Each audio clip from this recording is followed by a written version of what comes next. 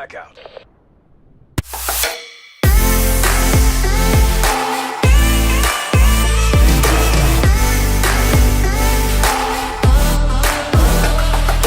What's going on, everyone? Dollarman546 here, and today we have my first impressions on the latest installment of the Blackout series, Alcatraz. Before we get started, I would love to give a huge shout out to Max Nanini for my recent logo and banner design for my channel.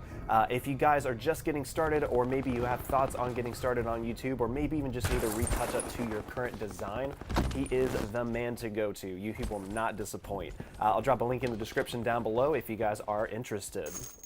So if you're someone like me who hasn't played Blackout in quite some time, maybe because you got burnt out or lost interest, after playing my first game I walked away really impressed and wanted to dive into the overall changes of the new map, the layout, and the mechanics as well. So without further ado, guys, Alcatraz is a quads only map. It does not support singles or duos. Hopefully sometime in the future they'll bring that in future updates, because definitely the size of the map can totally support that. If you are a fan of the zombie series, you've played Blood of the Dead or you've played Mob of the Dead, you'll feel right at home, as this is an exact remake of those maps, just in a multiplayer fashion. I gotta say, I was really skeptical when I heard they were making a zombies map into a multiplayer experience, but it totally works out. The tight corners, going from like open spaces to immediate smaller spaces, works out really, really well for the flow of the map and how it fits into that battle royale genre. So kudos to you guys for putting that out there.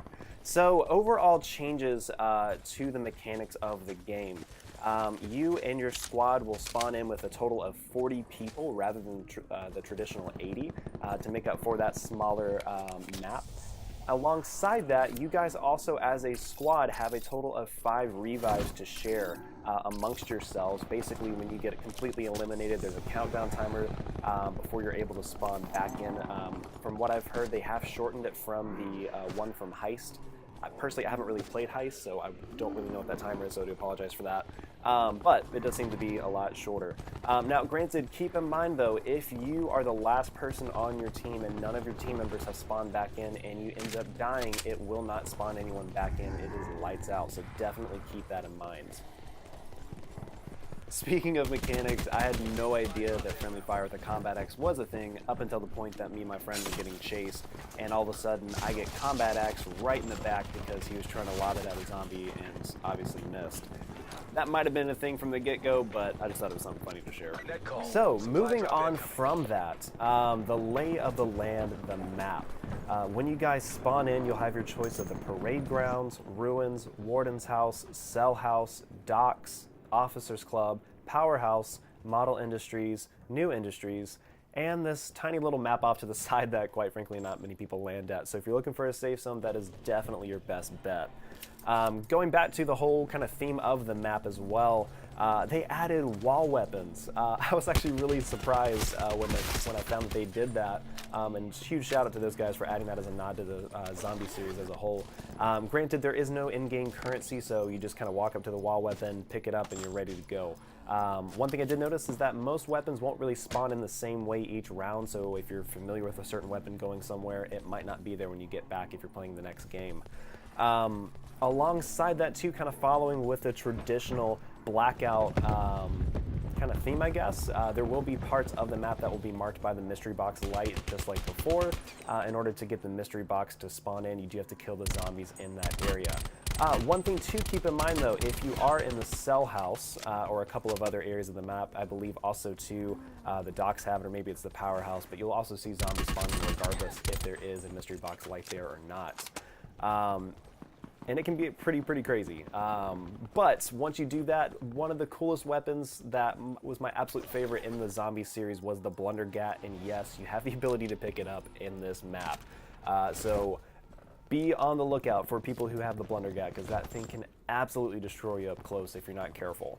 Other nods to the zombie map, they added the gondola, so if you do need a quick getaway, there are places where you can actually ride the gondola to get away from certain positions if you need just a fast getaway.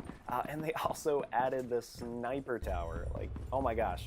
I love the fact that they added the sniper tower, because, you know, that was like the place to go, at least for me when I played Mob of the Dead. getting back into the mechanics of the map itself, or I guess overall just with Blackout and how far it's come, this might date me in terms of how long I've played it, but the looting system is finally revised. It's finally a lot better and a lot more intuitive. When it first started off, it was so frustrating just to try to get things organized and try to pick up weapons or do like hot swaps between different things that you might need in that specific moment. And so kudos to you guys for listening to feedback and actually updating that looting system. Very glad that it finally got updated. Alongside that too, guns feel a lot more polished and a lot more balanced.